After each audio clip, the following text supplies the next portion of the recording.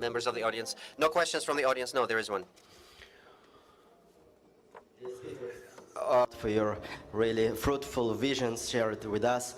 My name is Konstantin Somkin. I'm CEO of a startup and research in the field of neuroscience. And my question is to Michio. Dr. Kaku, please. You shared with us your long-term vision about neurocommunication and brain-computer interfaces. But may I ask you about like short-term goals for us, for developers, what to develop, first of all, to contribute to daily life of a large population of consumers, to increase the level of life of humanity. Thank you. You ask a question, what are short-term goals in terms of brain-computer interface? Well, first of all, in the United States, the driving force behind this technology is the Pentagon. The Pentagon has given $150 million to create exoskeletons to bypass the injured spinal cord of soldiers wounded in Afghanistan and Iraq, so that the human brain directly communicates with an artificial hand, an artificial leg, and can walk. And if you saw the World Cup soccer games 2 years ago in Sao Paulo, Brazil, the man who kicked the football, initiating the Sao Paulo games, was totally paralyzed. He was a quadriplegic. He could not walk. But at Duke University in North Carolina, they put a chip in his brain to hook him up to an exoskeleton, and he kicked the football. So the immediate gains is for people who are injured in football accidents, car accidents, injuries of the spinal cord, injuries in warfare, to create an artificial body controlled directly by the human brain. Now, my colleague Stephen Hawking, the physicist who died recently, lost control of his fingers and vocal cords, but he could still communicate. And how? Because his brain communicated with a chip, a radio in his glasses. That chip picked up radio from his brain, converted it to electricity to a laptop computer, and Stephen was able to think and write. So by thinking, he was able to write books and communicate with the outside world. So here's an immediate benefit for people who are paralyzed, their spinal cord is no longer functioning, they are disconnected from the world, and this will also make possible a brain chip for Alzheimer's patients, because we can now upload simple memories in mice and also in monkeys. Simple memories can now be put on the internet. This means that we want to create a brain pacemaker for Alzheimer's patients so that memories can come flooding into their brain. And the Pentagon, again, recently gave $50 million to create a memory chip for soldiers, but also for Alzheimer's patients. And so here we have an immediate market for people who are afflicted with injuries, spinal cord injuries, as well as the aging process, to allow them to bypass the spinal cord, to access memories that they've lost. And here is a market for companies that can utilize this to make money, to create products to alleviate human suffering. Спасибо большое. Guru. Thank you so much, Sadhguru. We are already moving very fast. Previously, technology breakthroughs would happen every generation, but now they happen every day. First of all, can a human brain cope with such a speed of changes? Or people would just go crazy with that? See, the thing is, if anything needs to happen, a certain amount of human energy, time and resource has to be dedicated to it. For example, somebody was telling me, in 1860, when certain survey was done in United States, some kind of observation, probably studying dead bodies and stuff like that, the skeletal systems and things, they said in 1860, nearly 60% of the people would start losing their teeth at the age of 40. And in 1860, nearly 90 97% of United States was illiterate. But today, people have their teeth intact even if they're 90. And today, 100% is literate. How does this happen? Simply because we invested in what is called as schoolrooms and teachers and toothbrushes and mothers. We invested. If we did not invest, even today we would be losing our teeth, even today we would be illiterate. So, we have to invest in consciousness. Till now, we've been investing only in our survival. But once the technologies that they're talking about starts becoming a reality, which is already becoming, survival will not even be an issue. When survival is not an issue, we will definitely start investing, but the sooner we invest, with less aberration, we can move into these new possibilities. As Dr. Kaku said, it's always a double-edged sword. Which way are you going to use it depends on who you are, isn't it? So whether your identity and your experience is very exclusive or your identity and experience is very inclusive, this will determine which shape and in which way the sword will swing. Essentially, anything that you can build from memory can be built. Anything that can be built by storage of memory and access to memory and analysis of this memory and expression of this memory, everything that you're doing through your intellect and thinking that is you, can be done by a machine at some point. I'm not the expert to predict when, but definitely it can be done, there's no question about that. So, once machines start doing this, it is inevitable for you to explore the deeper dimensions of who you are. Right now, this has happened in a significant way. In, let's say, 100 years ago, if we want to be strong, if we want to be successful, we thought the best thing was to build, maybe 500 years ago, let us say, if you want to be a big man in the place, in your town, you had to have big muscles. Whoever had the big muscles was the big man, strong man there. But now if you have big muscles, we will give you a menial job. We don't recognize you. One reason why women have an equal space or reasonably equal space on the planet today is because of technology, because the power of the muscle has been neutralized. How much brain power do you have, how much intellectual power you have is deciding things right now.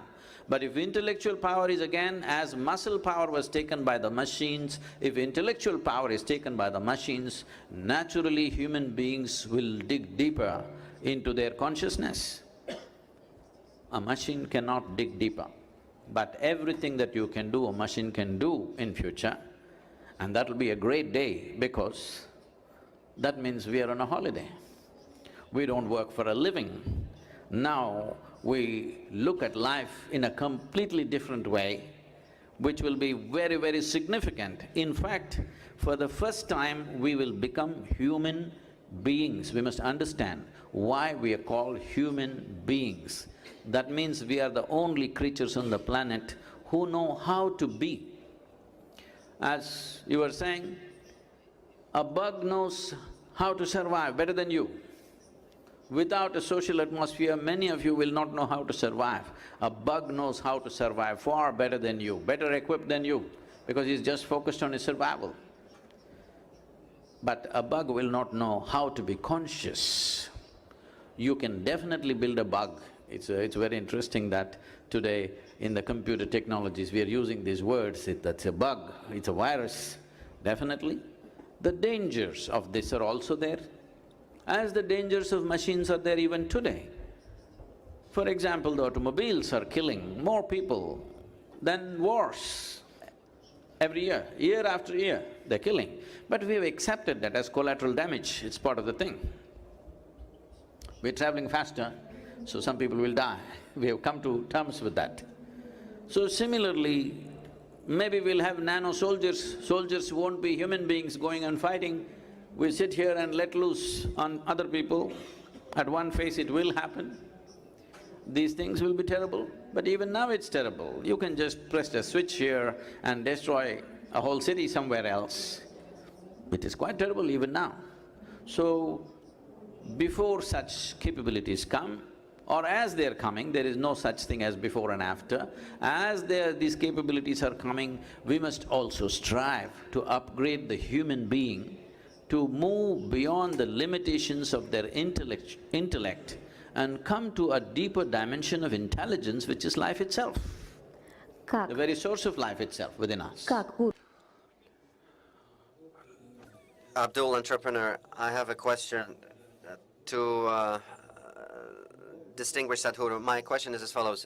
When you said that we need to invest in as much into consciousness as much as in technology, so that consciousness becomes an island where humanity can preserve itself in the light of the development of robots, that's an island where we can still feel like human beings. So my question is, today there are lots of infrastructures to invest into technologies. There are startups, there are investment funds, numerous scientists that are developing different solutions. How can we address the issue of investing into consciousness or self-consciousness? What needs to be done? What infrastructure is there in place? What solutions are there to do that? I want you to understand, human intellect is an island. All products of human intellect are small islands, including technology.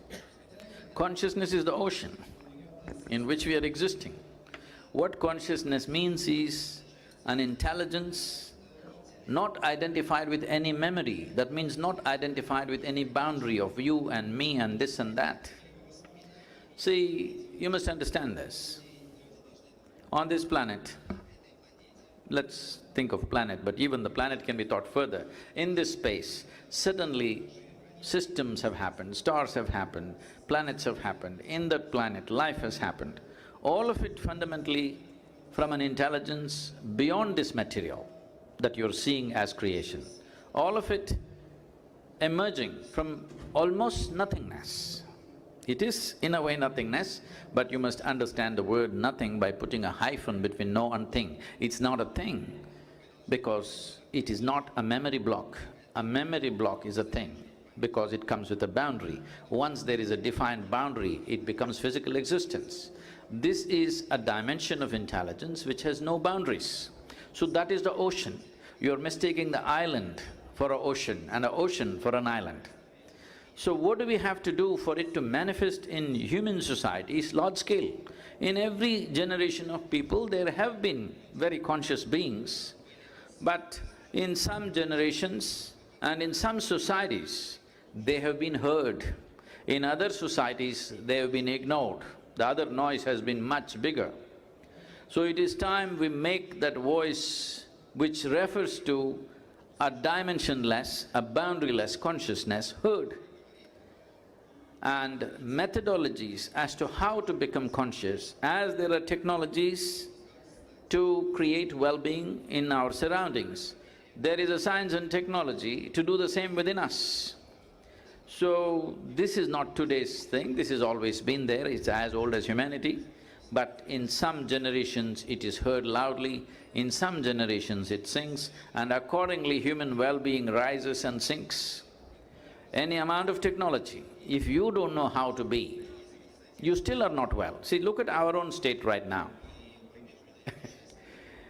As a generation of people, we know more comfort and convenience than any generation ever knew in the history of humanity. Our life is far more comfortable. No generation ever knew these kind of comforts and conveniences.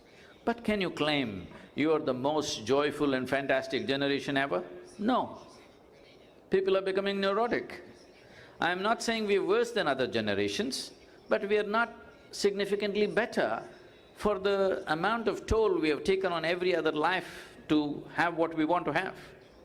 So, your technologies will bring comfort and convenience, will not bring well-being. It's time to focus on that, because already we are at a place where technology is going through the ceiling, we are not matching up. It is like, right now, your well-being is still determined by what's around you, not what's within you. So this doesn't mean love thy neighbor, be like this, go be a good person, be a noble person, this is not about that. Your body and your brain should take instructions from you. If your body and your brain take instructions from you, would you keep yourself healthy and blissful every moment of your life? I'm asking you. If you had a choice, definitely you would. So obviously your body and your brain is not taking instructions from you. This means you're not conscious enough. So we have to invest in that direction. One thing is, if you walk through the city, I'm sure there are hospitals, there are schools, there are toilets and there is everything. But do you have a place where there is a place for people to meditate? There's no such thing. Eastern societies invested heavily in the past in that direction, but today they are also emulating the West and trying to compete with them, losing out on this. But the need for inner well-being will become very strong in the next 20–25 years when technology starts doing most of the things that you're doing and you don't know why you exist. Then the need for well-being becomes super strong. So, if we want to be ready for that day, it's very important that we invest both physical infrastructure and human infrastructure, which focuses on the innermost core of who we are.